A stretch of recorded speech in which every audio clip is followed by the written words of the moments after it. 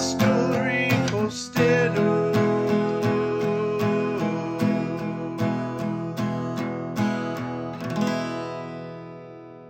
Hello, welcome back to the Stuck in the Mail podcast with Casey and Mike, episode 32.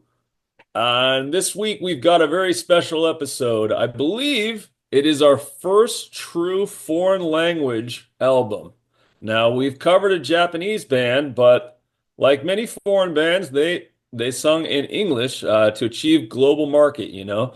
And then, of course, the only other thing would be Peter Gabriel, which is an English-speaking artist that recorded in German. So this is our first true foreign language album. And let's just say I dug deep here and went to the greatest lengths of obscurity for Gudrid Hansdottir from the Faroe Islands, an independent Danish territory, former territory. They got some special thing there where they're Danish, but they're not.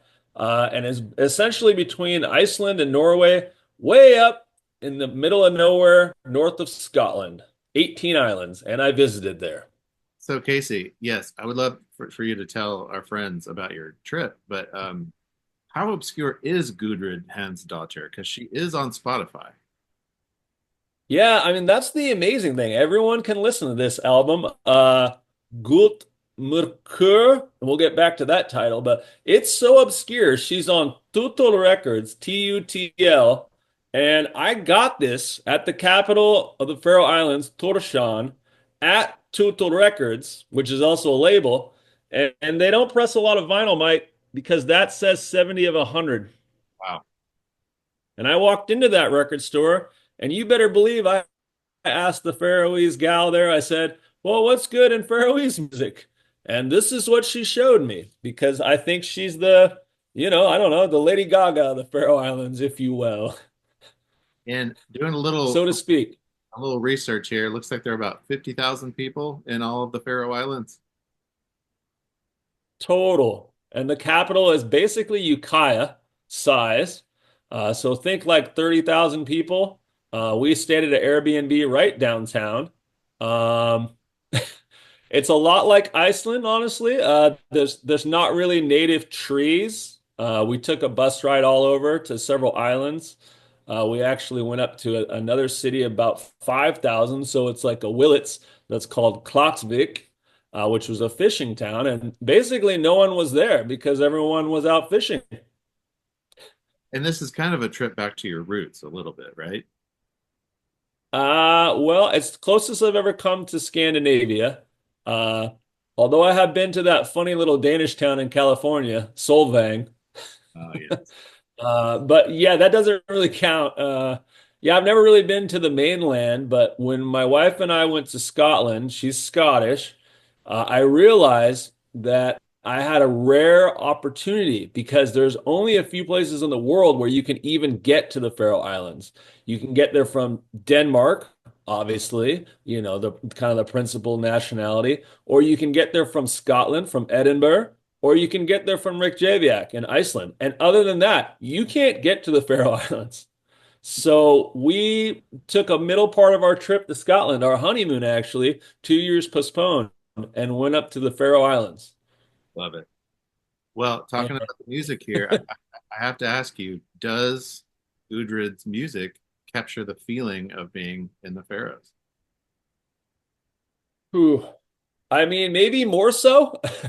It was a bit surreal being there. That capital, Tórshavn, means Tor means Thor in Old Norse. So it means Thor's harbor. So you kind of got to think and get the feel of the age of the Vikings and they're coming west, right? And they're just stopping wherever they hit. And some of them just kind of just ran into some random islands in the middle of nowhere, and I guess they either got stranded or they decided they liked it or whatever. And actually the most interesting thing about the Faroe Islands is that the language they speak, the language of this album, Faroese, is essentially an old tongue.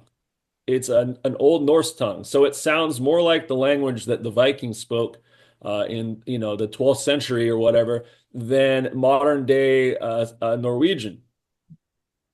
Cool. So. And it was, of course, not the dominant language there either. The Danish, who essentially ruled the Faroe Islands, uh, it everyone there knows English, Faroese, and Danish. But when we were there, the ban had been lifted, and so everyone just reverted back to Faroese. So everyone there speaks Faroese. They didn't want to speak Danish.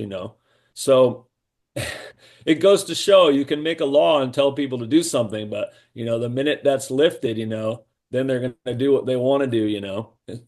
What were they A banned from civics doing? lesson. Were they banned from What's speaking that? Chinese? I don't think they were banned, but I think that Danish was the language of business and commerce, and you were supposed to use it.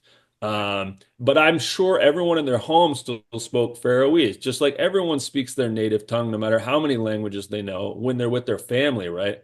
So, from what I gather, that was it. And when we were there, all you would hear was Faroese. But of course, people would move very swiftly into English if they saw that you were English. So Yeah. of any kind of English speaking. So the neat thing about this album is it is all in Faroese. There's two titles with an English title, the sixth track Barn, and the seventh track is called T-shirt. But everything else is in Faroese. And Mike, I want to hear from you right now. What was your experience with listening to this without being able to understand? And what was that like? Yeah, well, I really loved it. I mean, what a soothing, beautiful album. It has a lot of longing to it, but it's very accessible. I would never say it. I would never say it dips into pop territory, but it is something that is easy to listen to and pleasant, but Yes. also haunting in a way. Yeah. When you can't Yeah. understand the words, it just gives it it's a different experience. I will say Mhm. probably about halfway through, like I've listened to it several times. After the first couple of listens, I did get a little help from the internet. And so Okay. I did look at the English translations to the songs, which was helpful because they're very poetic. Um, Yeah. there's a lot of nature imagery here to, Yeah. to describe like the dynamics of a relationship, which is you can tell even when it's translated, it's beautiful. And so I can only imagine experiencing that poetry in the native language. But um, but yeah, I really enjoyed it. I kind of looked back this morning and made sure that I remembered like what each song was about. But you Yeah. mentioned barn. Barn is actually child, which is like bairn in Oh, Scottish. really? Okay, I thought that was the other English named song. That's funny. I'm assuming T-shirt is T-shirt, right? T-shirt is T-shirt. Okay. Okay, so that's interesting. My bad. I didn't look up all the lyrics, but I did look up the song names. So Yeah. I think it's good to start with the album. It's got this amazing, kind of modern computer generated cover. And it did kind of draw me in when I was there. I was suggested it, but right away I was like, oh, I have to get this. And, it is like her fifth or sixth album. And it is she's done a lot of different stuff. And this was actually the lyrics of this are from a Faroese poet that she met. So this is actually a blend of a songwriter and a musician. So, but Gult myrkur, which I'm sure you looked up, I really was like, myrkur is another word on one of the songs. The second one is blot myrkur. So I was like, okay, I got to look that up. And I used my Google translator, and turns out myrkur means darkness, which is interesting. Yeah. But Gultmakur means yellow darkness, which is kind of reminds me of the cover. Um, and really interesting. I don't know if that has to do with the amount of sunlight there, and the long winters, and some kind of reverence for when the sun is shining or what. But and then the other one, Blotmakur, is pale darkness. So there's a theme there to some degree. And it's interesting because the translations I was looking at were like translated by people who speak Faroese, and so their version was Okay. golden darkness and blue darkness. It's a very Huh. different meaning depending on how you.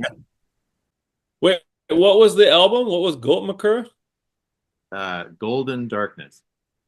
Golden. Okay, yellow. That's close. That's yeah, it's close. I was using Google Translator, which had Faroese. I can hardly believe it. I couldn't figure out the first song. The first song is just, I believe, A. Isn't that a long A? I mean, that's Faroese accent, but I couldn't figure out what that means. Yeah, so that one, ah, or the letter A, means Uh, river, and it this means what? river, and River. one is so catchy. And you know what? I finally figured out what it reminds me of. Do you know the song "You" by Bonnie Raitt? Thinking of you, there was never any other. It has a very similar vibe, and turns out it's the same exact key and everything. So kind Yep. of Okay. I'm not going to say homage, but just a affinity there. No, Bonnie Raitt is a name I would put immediately. Also, bits of Tori Amos. I had a list and now I'm going blank. A Judy Sill for sure, especially I think it's the third track, Hus, which is house, which has a very strong gospel feel. And you get those kind of tones in her voice that definitely remind me of Judy Sill. Uh, going back to our last episode. There's quite a few things Yeah, comparisons that are legitimate. I heard a few, I don't know, similar artists. Like I think her voice is kind of similar to Amy Mann, or songwriting style. Yeah, yeah, that's a really good one. There's Wow, at least some Kate really Bush, good. like there was one of these songs, Trey, which that's a song about translated it means tree. That's the one that felt very Kate Bush to me. And here's one, Casey. I feel like this album has, it took me a while to figure this out, but it has a strong um, emotional resonance to Adele's most thoughtful work. Sure. Oh yeah. And this is 2022 post-pandemic, so I mean, I'm trying to go back into that world, and I think this really the, it just it's one of those albums. I actually was listening to maybe Trey or the fifth track, which is actually means orange, I guess, and I just close my eyes almost. It's almost like transcendental meditation, like when you don't have those hangups in lyrics and lyrical interpretation, and it's just the free verse of the melody of the singing. It's just really easy to kind of lose yourself. It's almost like instrumental music. Yeah, Um, I agree. and I really like that about this album. Yes. So if I may share a couple of at least translated lyrics that I really enjoy. Yeah, So on the song "Hus," which you mentioned, which it means house. That's a very acoustic, kind of pensive one. This is really cool. It's the lyrics suggest like being like when you're in a house and you're missing someone. It's kind of like the whole what's that song, Bacharach, "A house is not a home." If you're not here, this house feels empty. right. Right. So that one was really powerful, even not knowing what she's saying in the moment to be able to look it up later. Because I agree with you, when you're listening in the moment, part of what makes this album so soothing and peaceful is because the voice is like another instrument when you can't understand what she's saying. Um, a couple of other really interesting lyrics here. So you mentioned the song Appleseed, which means orange. Um, so this is another looking back on love gone wrong. And there's this great refrain, and it comes back. And the first time it's, I remember soft skin. Later on, I remember willow trees. Later on, I remember oranges. So she's looking back at this relationship that has ended, remembering these very specific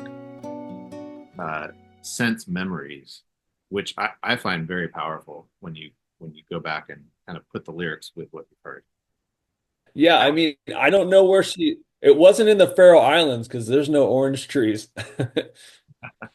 Yeah, they must have been on his all I could think. Yeah, she was in Iceland when she started her career. I did a little background. Um, But her albums apparently are very diverse. Like this is just a thing she wanted to do was like when I made the Lady Gaga reference, like it's not that far out, or at least for the Faroe Islands. This is like a real stripped down. There's an insert on the album cover of Gudrid. And by the way, her original last name was Hansson, but she wanted to go back to the Faroese roots, so she became Hansdottir because her dad is Hans, and that's how they do it in most of Scandinavia in the old ways. So here's Gudrid, and she's got an omnichord, which is really cool. It's that weird little instrument, kind of like a harpsichord, but electronic. I just thought that was a cool. She, I believe, is a guitarist by trade. So, uh, Can I share another lyric that I love? yes, yes, please. This is on barn, which means child. All right, here we go. I wish you endless time with good mountains, the path gentle, where all hours pass easy as the sun, where we just feel the moment as it passes. Nice, T- nice. T-shirt is a very catchy song about liking someone. Yeah, And here's yeah. I'd say T-shirt's kind of the single, right? Probably why it was an English name, I would imagine. Oddly, it does feel like the single. The chorus part of that. Listen to this. I love it. You own that light that's holding tight inside of me. And again, this is secondhand translation. I mean, this is very poetic. Oh yeah, yeah. This what it's Liv Maria Hansdottir Jager is the poet on this. Um, said I'm reading Spotify now. Gudrid's passion for poetry led her to the doorstep of Liv Maria, a Faroese poet who happily agreed to collaborate on the album. Gult myrkur is a ray of light and darkness with songs about daily life, sorrow, loss,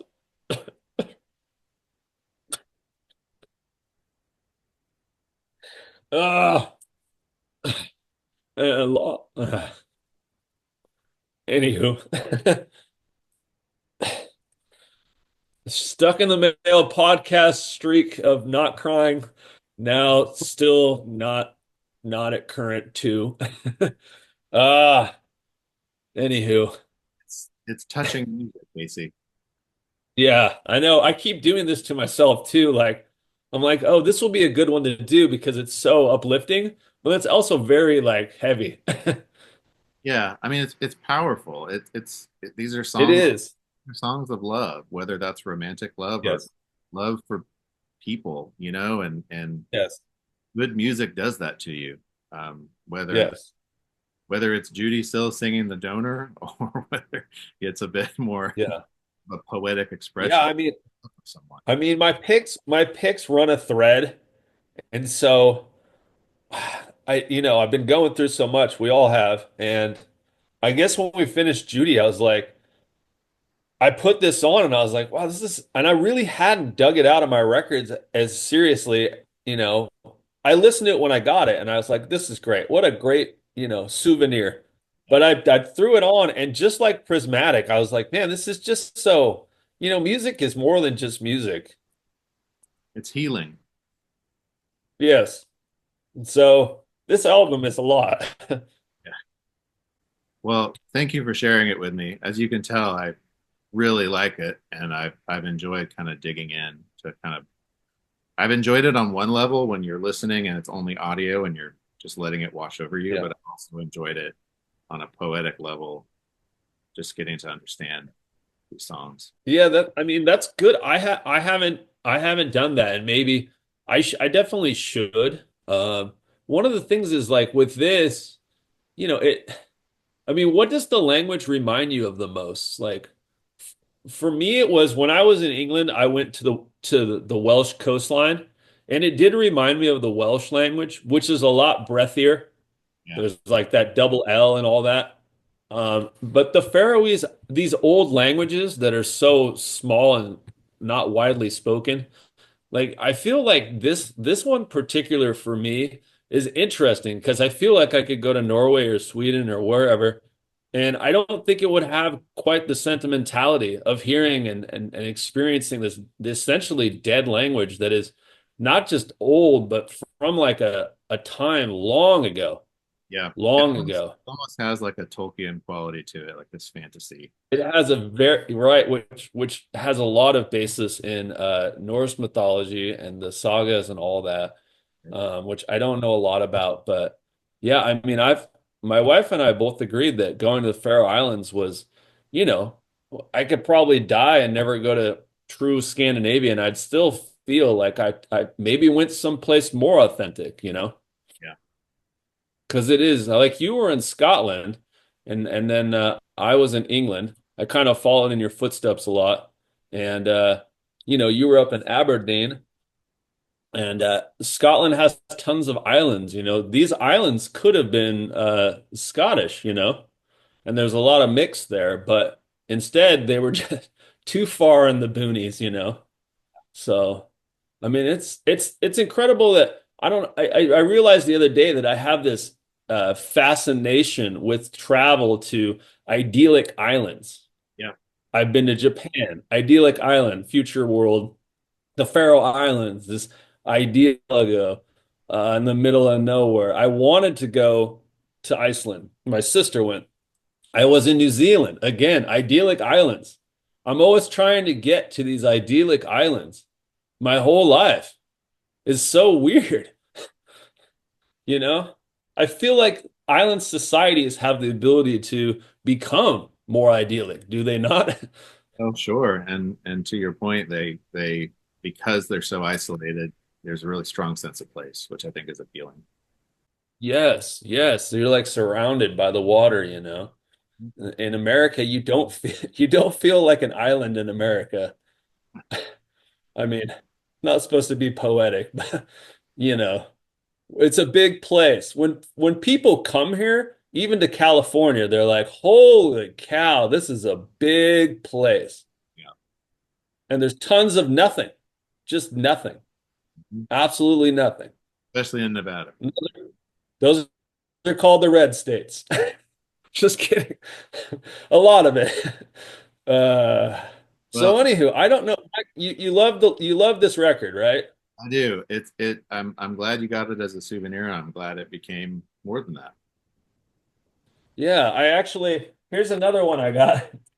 Don't worry, we won't be covering. I don't even know if I've listened to it. But look, they were even cool in the 60s, pretending they were the Beatles. The Faroe Boys. Look at these guys, the coolest guys in the Faroe Islands. Like, and do they do covers? Oh, yes. Sweet Little 16, Chuck Berry. I see a Graham Goldman, so that's one of the 10cc guys. That's probably the Yardbirds. Uh, uh, a Faroese song. A Sam Cooke, Bring It On Home to Me. Your typical 65 stuff. 67. Okay. So anywho, there they are. The hippest guys in the Faroe Islands playing to crowds of hundreds Well, of that too. are you ready for my next pick, Casey? I sure am. Okay. So, uh, I was torn here, Casey, because part of me really wants to go Yeah. an album that is in a similar vein, something that I discovered in Scotland. I'm going to put a pin in that. Okay. I'm going to come back to it. Okay. I feel honestly, just this morning, I had this thought as I was listening to her. Mhm. I was thinking about Adele because, again, I feel like a Mhm. lot of these songs have a bit of an Adele feel. And I was remembering it was 10 years ago when the album 25 was released, Okay. year 2015. I don't know what you think of Adele. I'm going pop here, Casey. I'm taking a turn. Yeah. Okay. We've been doing Obscura for a little while, and Yeah. I want to revisit Okay. an album that was massive. Like this album Yeah. Okay. was massive at the time. And Yes. Is I it know, her first album, I assume? no, it is not. But Okay. she has been successful for a long time.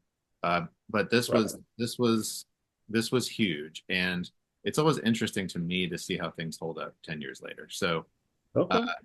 some of the most thoughtful material on this has a bit of a Gudrid feel, in my Yeah. opinion. Yeah. You threw the name out, and I agree. Interesting. You're trying for those views, huh? Maybe. I mean, honestly, this is as much as an exercise for me because I liked the album a lot at the time. Kind of put it away, haven't listened to it at all. So this is just one of those revisiting. Like, does it hold up? Hey, we've got 50,000 potential views from the Faroe Islands coming, so. So I don't know when this, but soon enough, we're going to talk about Adele's 25. Okay. All right. I like it. I think I think you might need to add some kind of like number of episodes since Casey hasn't cried counter to this podcast. Well, But I can't guarantee that Adele won't make you cry. That's the problem. I know I was like, oh great, here comes a Weird Al pick or something. And then you're like Adele, and I was like, It's okay, okay, yeah. I mean, I don't know it super well. it's got quite an emotional range on it. There's also some bangers on here with Max Martin and everything. Okay. All right. Well, I'm here in this office every day. We could probably do it tomorrow. All right. Well, thanks for sharing. Sounds good.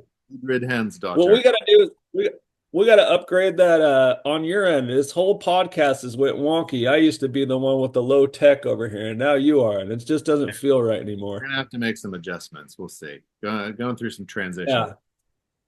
I'm working with the $500 Dell Costco computer here. All right. Enjoyed it, Casey. All right. Take Bye. care. Thank you.